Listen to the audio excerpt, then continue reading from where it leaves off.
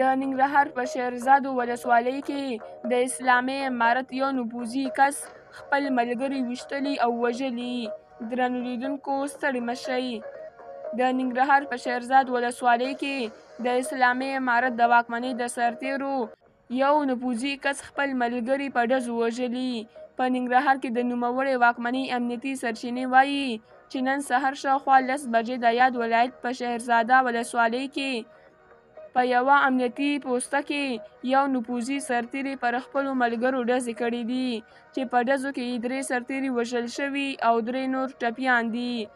دا پیښه نن د درېنۍ یا سې شنبې پر ورځ د غویي پر 9مه د ننګرهار د شیرزادو ولسوالۍ په بره اشپان سیمه کې رامنځته شوې ده. د سرچینو د معلوماتو له مخې بریدګر سرتیری له پیښې وروسته نیول شوی دی او اوس مهال ورڅخه څېړنې روانې دي.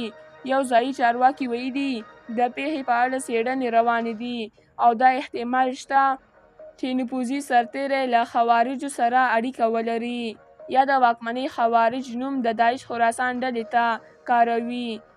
د شیرزادو ولسوالۍ یو توکمیز او ټبریز مشر افغانستان انټرنیشنل ته ویلي هغه سرتیري چې پر خپلو ملګرو یې ډزې کړې دي په دې پوسته کې یې د اشپز په توګه هم کار کاوه.